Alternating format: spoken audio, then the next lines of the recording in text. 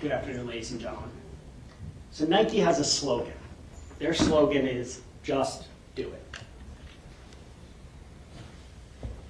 Having sat through this trial, just like you guys have, for the last month or so, the thought that keeps popping up is, just do it. Just do something. Just do anything. You're trained, as you heard from Lieutenant Colonel Samaru. Your mere presence as an officer can stop an active shooter. Your mere presence there will throw them off their plan. And in this case, Cruz's plan was to kill as many people as possible. Looking in the window, opening up the door. Opening up the door, you would have smelled the gunpowder, just as officers have testified. You would have seen the carnage. You would have had that information. That information that Scot Peterson chose not to gather.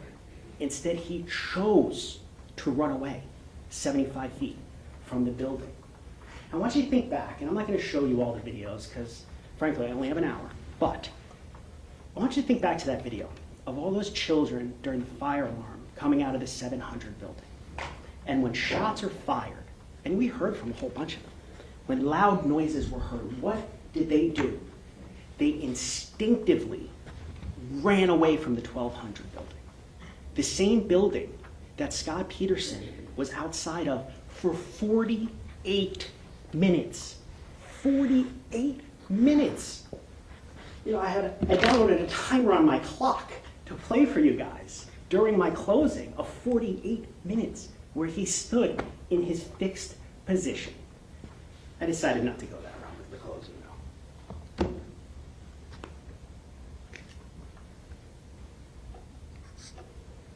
The defense said that the defendant had no clue where the shots were coming from. If that were true, he wouldn't have stayed where he was for 48 minutes. Where he saw, as I was saying before, those kids come out of the 700 building and run instinctively back. But what didn't you see? What didn't you hear about? Any kids coming out of the 1200 building at the same time. So we asked you in jury selection to use your common sense. Common sense dictates that if hundreds of kids are pouring out of the 700 building because of a fire alarm, and not one kid is coming out of the east side doors of the 1200 building, something's wrong in the 1200 building. And what did Mr. Peterson choose to do? Run away. 75 feet. Didn't open the door, didn't look in the windows, didn't go BSO! Didn't take out his gun and shoot it into the ground. Something, anything to show his presence, his mere presence in the building, to throw off the killer from shooting innocent children. He had a Glock on his hip that day. Those kids on the third floor had pencils. They were about as helpless as an infant. And what did the guy who calls them my kids do? He ran away. Because if those were actually his kids, let me tell you something. I don't think he would have ran away.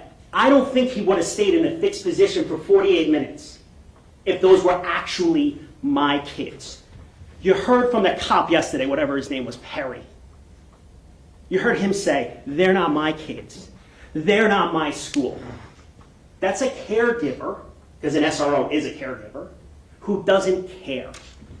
And you want to know who another SRO who was a caregiver back on February 14th of 2018 who didn't care? Scot Peterson. He chose his own life over every single person in that building. Those kids on the third floor, those teachers on the third floor, Mr. Beagle, he chose his life, even though he had this vast training. All of this evidence you get to take into the jury room, and you can look at anything you want. This yellow folder right here, which is States 13, is his training. This is the logs beginning in 99, and remember, he was a cop about a decade earlier. This is all of the training he had. He was an SRO basically his entire career. This is what he was trained to handle. And when the shots started, what did he do? He ran away. Now, this is the part of the closing that's called the rebut. And what does that mean? That means I get to rebut, try to convince you that what the defense attorney said before lunch is incorrect, and explain why. Now, this is an interesting rebuttal, because while I'm going to talk about what the defense attorney spoke about, I'm first going to talk about what he didn't talk about, which is, Judge, if I could use the Elmo, please.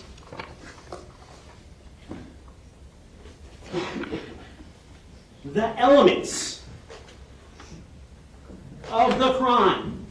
Ladies and gentlemen, this is why you've been here for 4 weeks, to see whether the state can prove beyond a reasonable doubt these elements. Now, Ms. Gomes in her opening went thoroughly through all of the elements, and I'm going to touch upon them just very briefly. Defense didn't mention it. They talked their fantasy story about what this and the football fields and all this. The state called witnesses to prove elements. We called the medical examiners to talk about the kids getting killed, because we have to prove an element. We had the stipulation signed to show that the kids were under the age of 18. Why? Because we had to. We had to.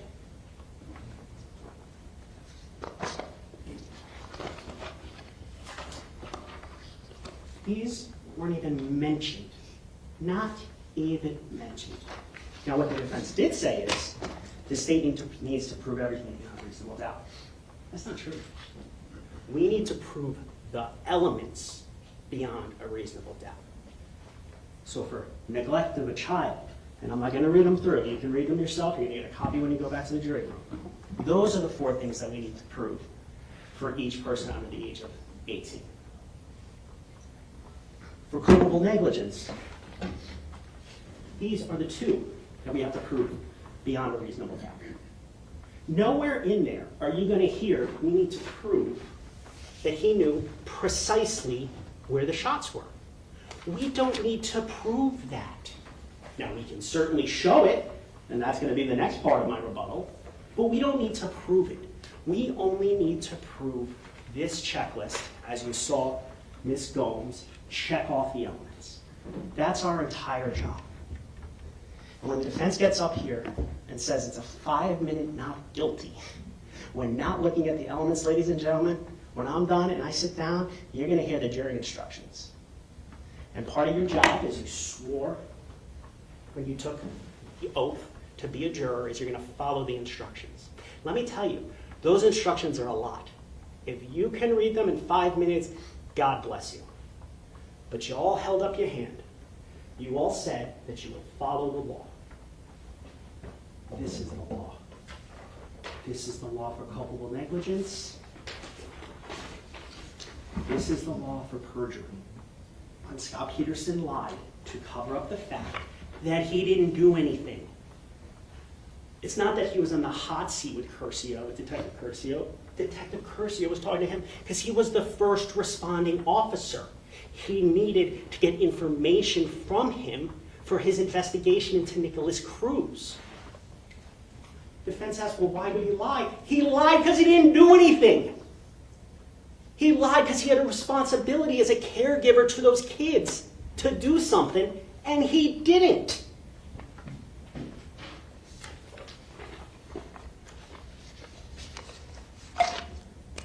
Now, although it's not an element, I'm going to talk about common sense, how the defendant knew the shots were the 1200. Well, let's start off with the fact that campus monitor Medina, whose only job is to observe and report, calls over suspicious person into the 1200. Now, to believe the defense, he didn't hear that radio. Just like his friend who helped him move, or not his friend, Arthur Perry, said, oh, he conveniently didn't hear pertinent calls either. But he didn't hear that. Suspicious kid in 1200. firecrackers. Yet when he gets in with the car with Medina, he gets dropped off where? The 1200 building. And if you remember Kelvin Greenlee's testimony, when asked, was it possible there was a conversation between Peterson and Medina, he said it was possible. He didn't hear it. Watch the video. He's riding on the back like Batman, going up to the 1200 building, where he hears noises, but he still continues on the way, even though he's an unarmed security specialist. Now, dropped off at the 1200 building. Then we can talk about the dispatch calls. And you can hear them. They're in evidence. How many times does Scot Peterson say 1200 building? By inside, near, he's saying the 1200 building. That is the building he is describing repeatedly. That is the building where the kids ran from, that he saw, back to the 700 building. That's the building that he, according to some of the defense witnesses, he's crouched pointing at. You heard from all the witnesses, he's scanning the area to the west, which, by the way, just happens to be where Nicholas Cruz ran out by himself minutes after any other kid came out. And he's the only one that ran that direction, but you guys can check out the videos for yourself. And looking to the north, where the 5 kids ran out. Now I had this whole elaborate plan in Rebuttal to show all you guys these videos, but you've been sitting here 4 weeks, you've seen the videos, and frankly, you have access to the videos in the back. But when you watch that video, and it's F12, I want you to notice something about one of those 5 kids running out.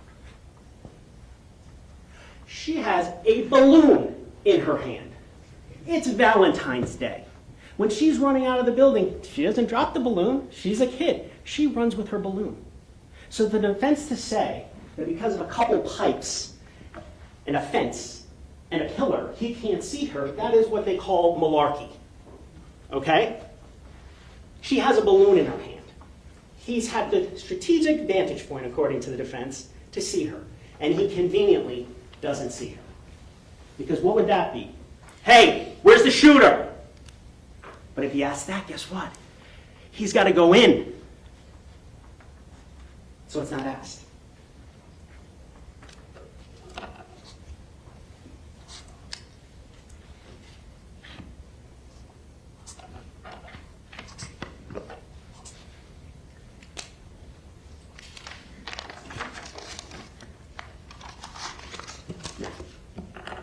Let's just presume something here. And this isn't reality, but just bear with me for a minute. Let's just say the state had no witnesses. We just put on the dispatch tape. We just put on the dispatch tape, and we just put in the statement that Peterson gave to Detective Curcio. Even those alone, just those 2, would show he knew it was in the 1200 building. Listen to the dispatch. He talks about the 1200 building. Besides saying his location 700 one time, it's the only building he mentions the entire time. Judge, objection, misstatement of the facts. The objection's overruled. Again, ladies and gentlemen, you all will determine what the facts of the case are. Go ahead, sir. And what was his job, knowing that it's in the 1200? As Ms. Gomes said on the first part of closing, it wasn't to engage in a firefight. It wasn't to get into a gun battle. It was to make his mere presence known, to mess up the shooter's OODA loop. And that's what goes through, I guess, shooters' minds when they're trying to kill innocent children. And yet he chose not to do that. And let's just presume, based upon the defendant's statement, although you can hear in the back of the dispatch other shots are being fired, let's just presume 2 or 3 shots. So reports of firecrackers from the 1200 building, and you hear 2 to 3 shots from a building you ran away from. What does the training say to do? What does common sense say to do? What does the fact that you're a police officer say you do? You go and investigate. You don't go back and play on the radio for 48 minutes. You go and gather intelligence. You go and do your job. And he didn't do that. And that's if you consider just the dispatch and just the statement. Yet, The state has shown so much more. You heard from the two people standing near the defendant, Mr. Greenleaf and Mr. Scott, that they knew instantly 1200 building. Stop waiting inside 1200 building. Those are the two that have the same perception, the same vantage point as the defendant. The kids called running out of the 700, different vantage point, different perspective. The cops up on Holmberg Road, who, by the way, were told to stay back by Peterson, they're 100 yards plus away. They're there for mere seconds during the shooting. He's there for 4 minutes and 15 seconds. He hears 70 rounds.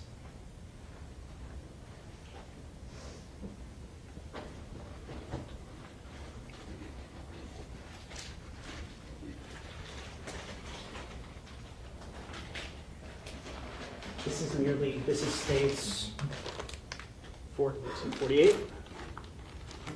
You heard from Detective Crespo. This is just a mere sample of the shell casings, where he has the audacity to say here 2 to 3. You heard those videos from Danielle Gilbert and Ivy Seamus, the first two witnesses in this case. And once again, I'm not going to play the videos for you right now, but you can take them in the back and listen to them yourself. How loud. This sounds like artillery shells. Yet he says 2 to 3 shots. Defense keeps saying that he had to know precisely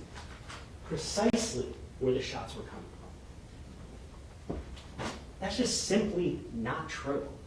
That's not what the training says. Why do you seek out a shooter? To find the shooter. And let's be honest, after you heard from Lieutenant Cardinale about what classroom his son was in, he didn't know the different classrooms anyway, even though he's been the SRO there 9 years. His job was to go investigate and make his presence known, and that simply did not happen.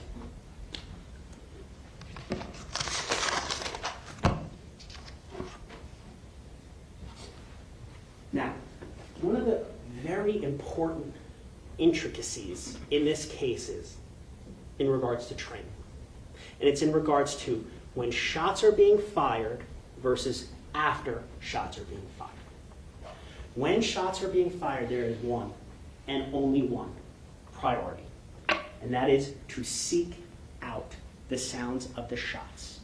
Whether the person barricades themselves, kills themselves, flees, your job and only job is to go seek out that shooter. It's not to put down or lock down the intersection on Holmberg. That's a secondary thing. You are to go in. Now, after the shots are over, you're trained to look for additional stimuli. You're taught to investigate as a police officer. You look for things such as blood, such as bodies, as callous as that sounds, such as smoke, such as shells on the ground, maybe, like 130 of them. You're trained to look in windows. As the defense witness Goolsby said when he got to the 1300 building, he looked in the windows. That's what you're supposed to do. You're supposed to be proactive. Even Stambaugh, who got on scene, and someone called out that they needed overwatch, and he drove around the sawgrass. Even he was proactive. Literally every cop, even Perry, who I couldn't get a truthful answer out of, did something. He scanned the area. He did nothing. So much so that even when it's all over, he doesn't go inside to help with the rescue efforts, to help with the medical treatment. You saw the records, you heard about it. Rescue task force, after a shooting's over, what do? Every shot that you hear could be another dead body, and you need to stop the bleeding. He doesn't go in. Once again, it's not an element we have to prove, but it's just common sense. He did jack. He did nothing. So he didn't go in. Why? To see the carnage, especially on the 3rd floor, that he allowed to have happen because he chose his own life over students in the freshman building, over 14, 15, 16-year-olds, over Meadow Pollock, who just turned 18, over Scott Beagle?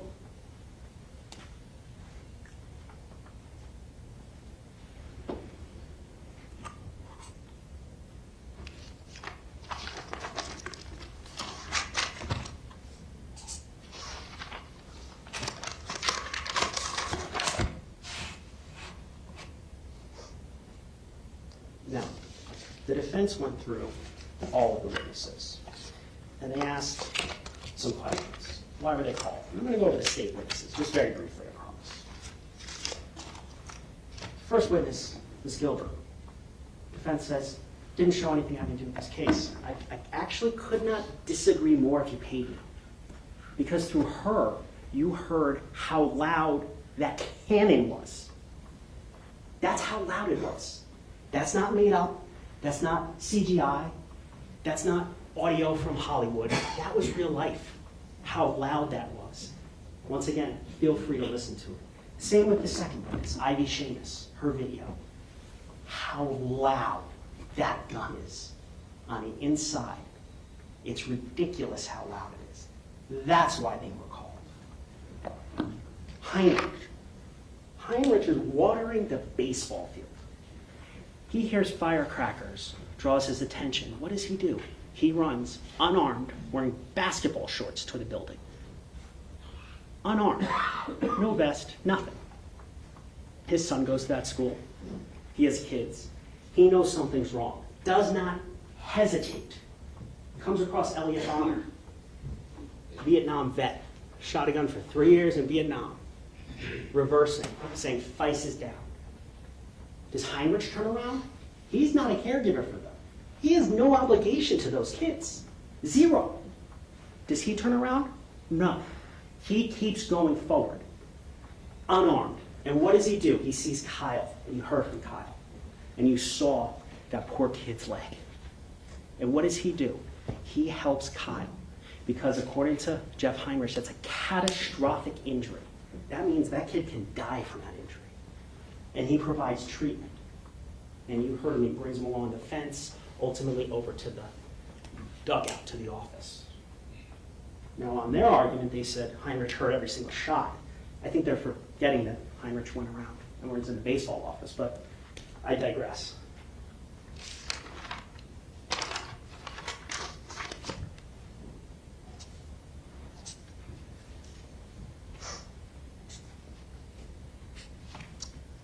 Defense said he took a tactical position of cover.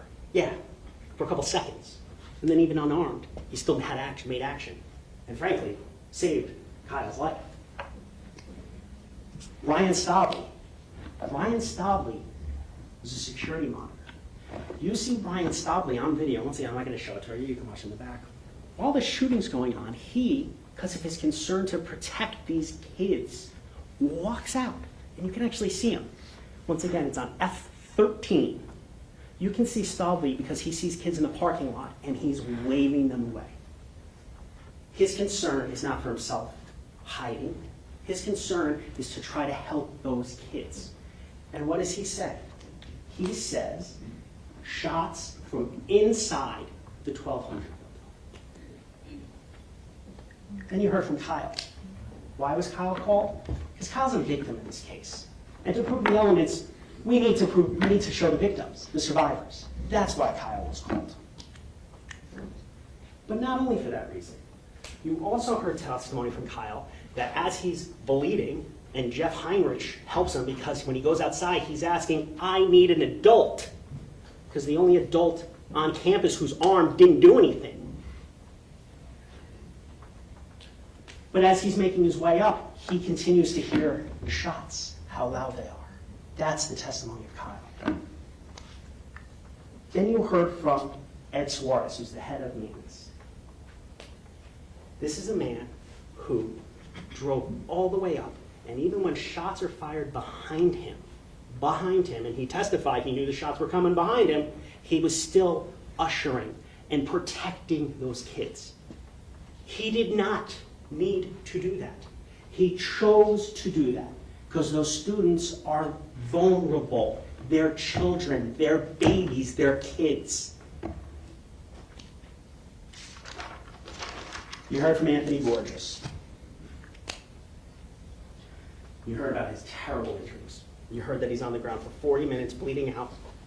And it just so happens that the one adult armed on scene is telling the other armed adults to lock down the intersection and stay back 500 feet. That kid called his dad to say goodbye as he's bleeding out on the ground.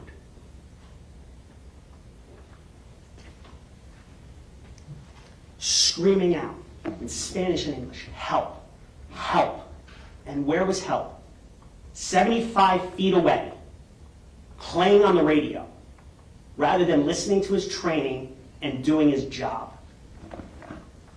Then you heard from Mazzi, the Coral Springs cop. He was the bald guy.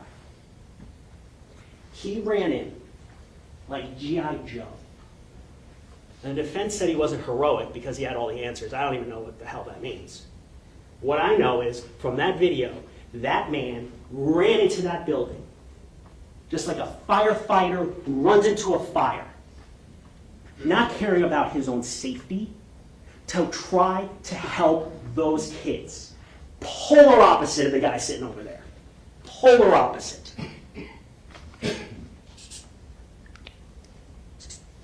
You heard from Marian Kabachenko. In this country, 2 weeks, gets shot, runs out of the building. Once again, a victim in this case. You heard on defense's closing about Ernie Ropspierski, the teacher who unfortunately locked his keys. Remember what Marian called him on the stand? When Ropspierski told him to get out, Marian called him a hero. Because under a tough situation, unimaginable situation, frankly, a shooter on the 3rd floor, your classroom locked, your keys inside, you're waiting for him to reload to get the kids out. Some of the kids, unfortunately, did not get out. They didn't, but some of them did. And you heard Marian call him a hero. And to blame him, that's disgusting.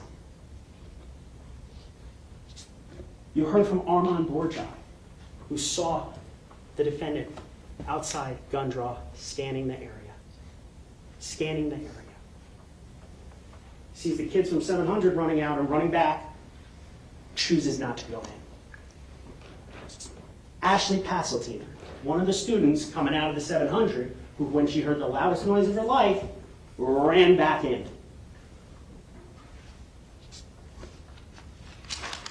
She testified in defense said about the echo. Well, if you're a police officer and you're trained, you're a police officer for 32 years, and a shooting is happening, and you can't hear because of an echo, what do? You move.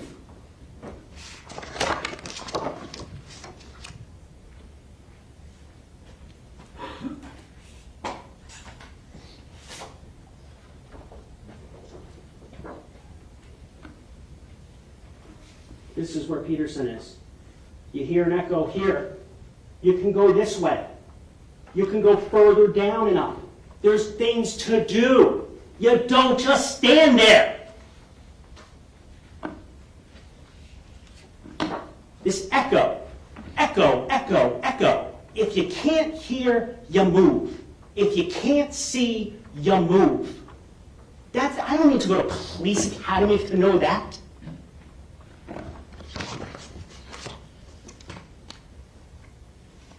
You heard from Coral Springs Officer Best. And they're making hay, they're making a big deal that Best didn't go into the 1200 building. Well, Best arrived there after the shooting's over. Best is liaisoning with him to gather information. And what does he tell him? Shooter, 1200, second and third story. Would have been something nice to tell Tim Burton, your friend, and I'll get to Tim in a second. Next, you heard from Richard Vanderings, the BSO deputy. You saw him on the body cam. The reason he was called to show that BSO deputies know what to do when they follow their training. He's pushing. You see it in the body cam. He's moving as quickly as he can.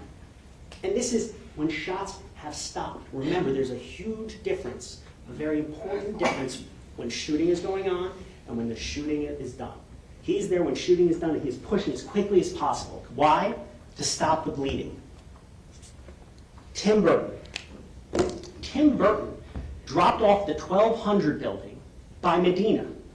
The same building that that Peterson has dropped off by Medina. Burton finds out the description of Cruz. Medina had that information when he dropped Peterson off. And they're making a big deal. Oh, did Medina tell him? Use your common sense. Just like Greenleaf said on the stand when he looked in his eyes and he knew he wasn't going in. Greenleaf couldn't, he said it's possible they had that conversation. It's the exact same information Medina gave to Burton just a few minutes later. And also with Burton. When Burton arrives on scene, defense in their closing said he was facing the 1200 building. Now you can recall on your own what the testimony is, but I'll tell you that's wrong.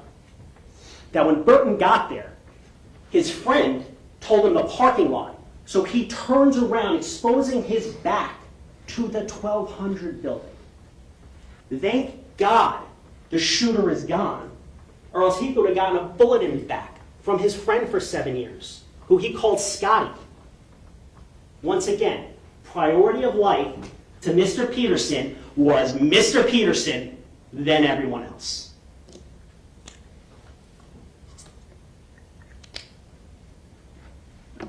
And you saw Burton, big dude.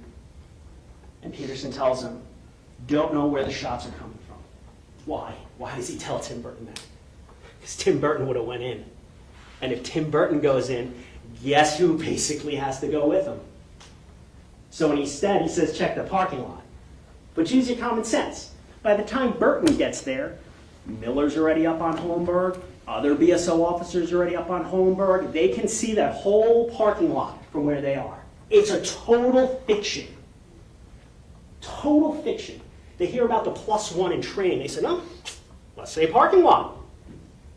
Because he wasn't going in no matter what.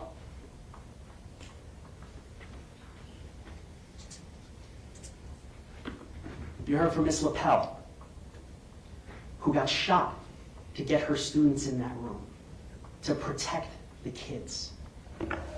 You heard from Brett Schroy from Coral Springs. Defense says, oh, he doesn't give intel to the defendant. The defendant is the first deputy on scene. He is literally the real-time intelligence. Literally. But he chose not to look in the windows, open the door, or do anything. You heard from crime scene and Detective Suarez.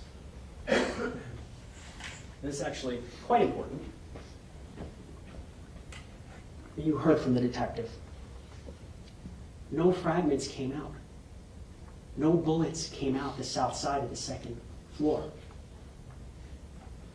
Defense concocts a story about a sniper. There were no bullets. There's no round confirmation. It didn't happen. You heard from Danny Polo in The Mask. Went in to save lives. And the defendant had the audacity to say that if the defendant had the same information, he would have done the same. The defendant was there, supposed to gather real-time intelligence that didn't move for 48 minutes. Didn't even help with the rescue effort. Yet he's going to besmirch heroes like Danny Polo. Moving on. You heard from Gloria Crespo, crime scene. I can take out the shells. 70 shots on the third. I'm sorry, let me start back. 61 shots on the third floor. 61. And if you remember her testimony, 28 of them were from the east side. Why is that important? Because on the east side is where the defendant's near. 28. So even if they want to say, oh, it's 73 yards away, the building's 73 yards, well, you heard testimony that 28 of those shots were on the east side of the building. That's much closer to the defendant. You also heard that she's in charge of the school resource officers up in Deerfield. And she explained their responsibility, the mentorship, administrative searches, the differences between regular, standard road patrol, cops, and school resource officers. Her testimony highlights that they're caregivers. They're different than regular officers. You heard from DeRosa, who's constantly moving. And once again, I can show you a video from the camera angle of F-13 towards the end. Because remember, Peterson's there until 3:11. At about, I'll give you a time, you can write it down if you want to or not.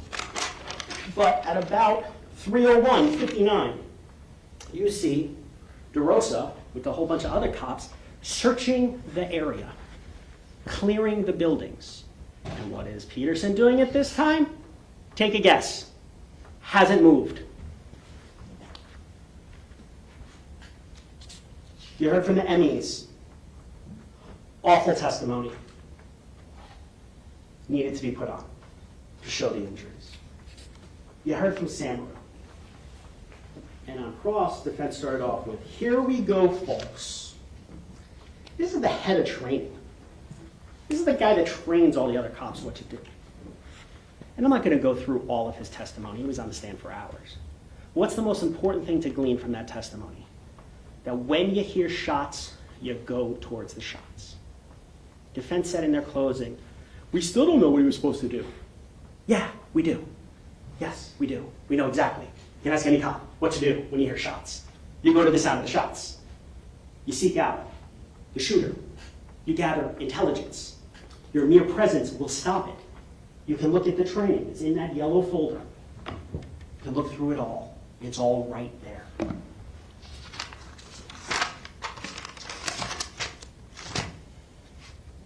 You heard from Calvin Greenleaf, and I already talked about his testimony, but the most important thing is he's standing right next to the defendant when they're dropped off by Medina.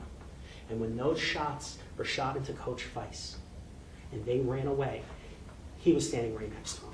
And his testimony was 1,200. That's the best vantage point, the best witness for us, because he was standing, he said, within 5 feet of them.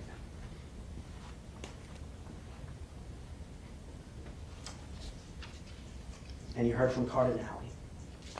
You heard from Cardinale that his kid was in this building. The BSO officers are telling him to stay back because of Peterson's instructions. And his kid's in the building. And what does a real parent do? Not my kids, but a real parent. He said, fuck you, and he ran into that building. And he ran over there because his actual kid is in that building. And he is going to save his kid. Not my kids. And lastly, you heard from Curcio, Detective Curcio. Now his job was to investigate the shooter, not him. But one of the responsibilities is to talk to the first person on scene. And you hope they tell you the truth. Well, in this case, they didn't. Because 2 to 3 shots, it's not just said one time. It's the whole transcript. It's 36 pages. Page 9.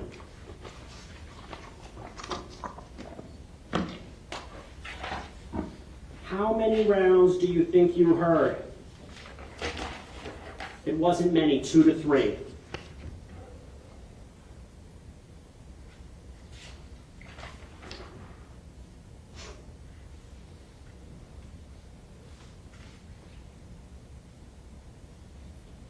I can see down the sidewalk looking out west. I get a good dimensional of that whole building at that point. Why is that important? For the kids running out with the balloons and for when Cruz runs out the west side. His own words, 2 days after the shooting.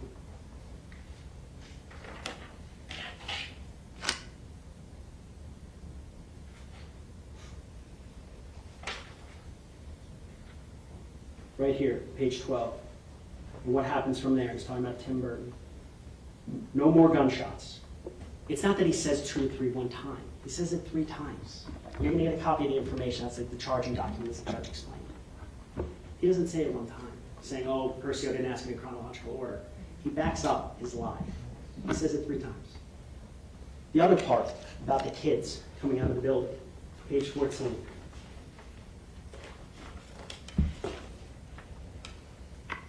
right here. But we didn't see any kids. When I was there on scene, there were no individual kids running out. Okay, so there was no kids that ran out to say to you guys, hey, there's a guy up there or anything. No. You didn't see any kids until people started being evacuated by the police. Yes. That's a lie. That's perjury. It's that simple.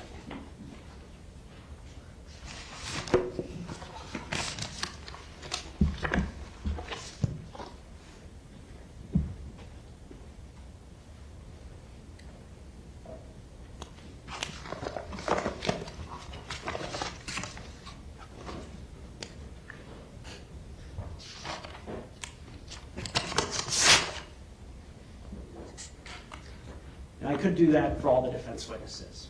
I'm just going to lump them, save us some time. You heard from a few witnesses who weren't on scene during the shots. And let's be honest, that's the important part. DeVita, BSO, who actually did something. He actually ran around the entire campus trying to be proactive and trying to do something even though shots are over. You heard from Oakley. What did Oakley say? He could have asked for a patch at any time. He's the first responder. Defense is trying to blame all this patch stuff. He just had to ask for it. Then you heard from Mines, Angela Mines, head of the regional communication. And what did she say? Throttling doesn't occur until they're at capacity. That means when all of BSO responded, yeah, there were radio issues. You heard from DeVita, defense witness, that when Captain Jordan queued up the first time, guess what? It worked. They weren't at capacity yet. The radios were working. You can hear it on the dispatch yourself. Was it a little staticky? Sure.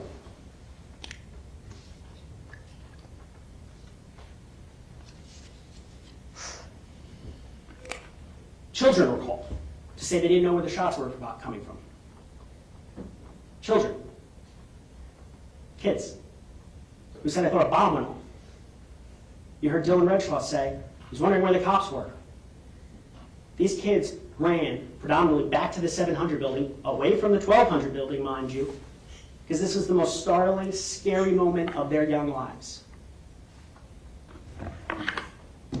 You heard from teachers who, based on their training, their code red training that they all followed, that testified their responsibility to protect the kids. It's not their job to seek out the shooter. It's not their job to seek out the sounds of gunshots. It's their jobs to protect those kids. That's what they did. And you heard from cops who at the very tail end of the shooting got there. You heard from Kratz, who proactively was trying to save those kids on the bus behind after he got information to set up a perimeter from him. Contrary to training, Kratz didn't know what was going on. He wasn't standing 10 feet from the building when the first shots were happening. So he listens, and he ends up helping Kyle as well. You had Miller. Yeah, he's the sergeant, but you heard from him. Rank doesn't matter at that juncture. When you're the first responder, you call out what to do. Miller's locking down the intersection. That's what he was told to do. You heard from Goolsby.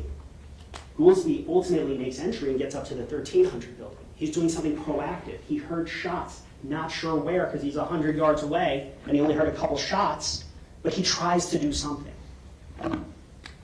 You heard from Stombaugh, who when he went out at the radio, Overwatch on Sawgrass, he went to the Sawgrass. And you heard from Perry, who, I hate that I have to say something good about him, but at least he scanned the area to the football field. He wouldn't say they were his kids, and he wouldn't say it was his school, but at least he did something. And let me remind you about all of those officers. They are not the SRO of Douglas. They are not the caregiver for Douglas. He is.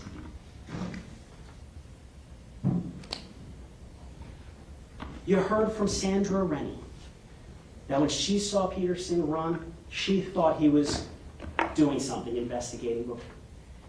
Boy, was she wrong, because it was the exact opposite. He was running to stand in a corner for 48 minutes.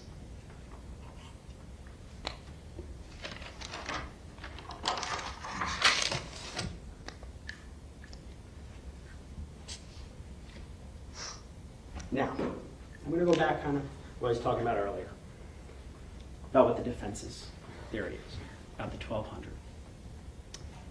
even if it was just firecrackers, even if he just thought firecrackers, his job is to go and figure that out. His job was to go into that building. And once he determined, based on the dispatch, shots fired, that those are gunshots, his job is just mere presence.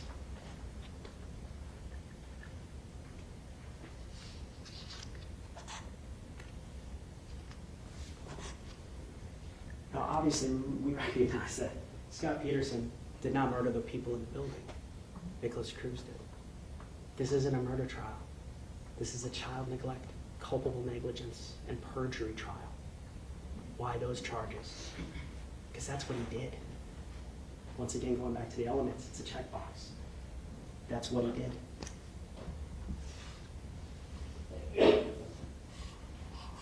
The defense used an example about a siren. And when you're on the road and you hear a siren, you don't know where it's coming from. But let's take that a little bit further. When you're on the road and you hear a siren, what do? You look, and you keep looking until you find the ambulance or the fire truck. And what do you do if it's behind you?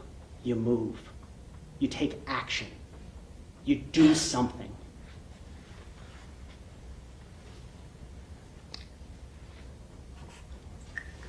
You look in the windows. You open up the door. And after it's all over, you go help with the kids that were shot. If you truly think, oh, it could be 1300 building, then you go investigate the 1300 building. If you hear shots fired from Kratz and you believe that, although you know better because you're standing 75 feet from where the shots are actually happening, then you go to the football field. You don't just stand in that corner. That's not what you do. He knew enough, Peterson knew enough to do something, but he chose to do nothing.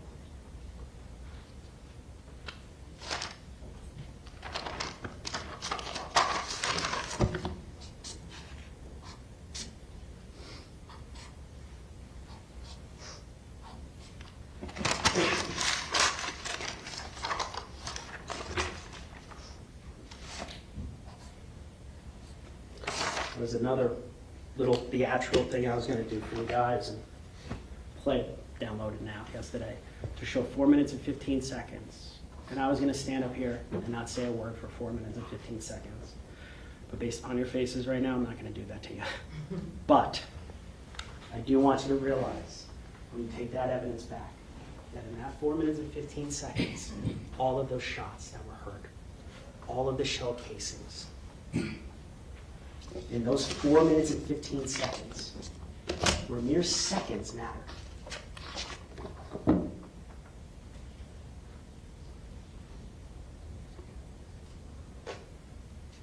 Joaquin Oliver was killed.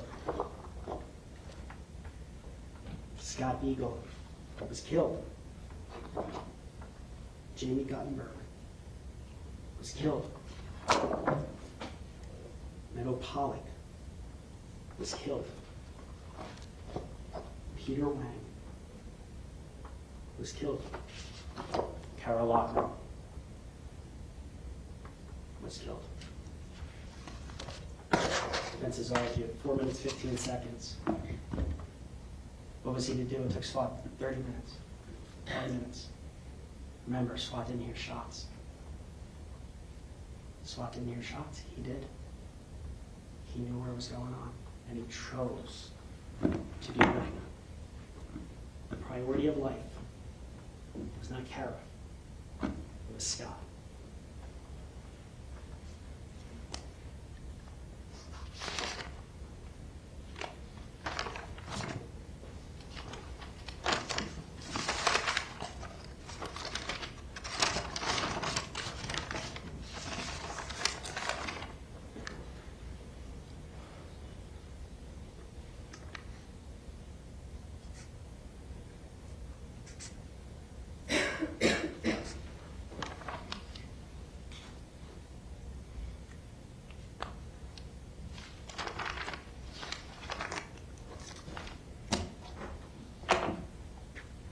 Prosecuting a police officer is not a fun thing. Police officers take an oath, just like you guys did. back a month ago, when you said to raise your right hand, said you're gonna follow the law. Police officers are given a badge, they're given a gun, they're given power. They can go into your houses, they can stop you in a car, they can arrest you for committing a crime. With that power comes responsibility. With that power comes duty. With that power comes what you heard from basically every other cop that took the stand, that said, I didn't want to go there. I don't want to be at a shooting, but that's my job. We're paid to do it. And on February 14th, 2018, that's what those officers did. Except for one, the guy sitting back there. He had the badge, he had the gun, he had the responsibilities. He had those kids to take care of as a caregiver, to watch out for their welfare, to make sure they were okay. I mean, you even heard that day he was meeting with someone's father about a fake ID. That's not what regular cops do, they arrest you. He was more than just a cop to those kids. He was their protector, the only one on campus. And when a madman came on campus and did the unthinkable, he chose his life over everybody else's. And like I said, this isn't fun. But just like those cops have a job to do, we have a job to do. No one is above the law. Not even a police officer. Not even the SRO of the year. Not even the deputy of the year. That when you break the law, you will be held responsible, because no one is above the law. Ladies and gentlemen, when you look at those jury instructions and you see those elements, you all know right now, I want you to go in there and read the instructions, but you all know right now, this case is a slam dunk. He neglected those children. He was responsible for them. And the worst thing imaginable to a parent, even Scott Beagle's parents, even though he was an adult, the worst thing imaginable happened. And he stood on the sidelines. And because of that, we're here. And because of that, ladies and gentlemen, he's guilty of every single one of these crimes we charged. Thank you.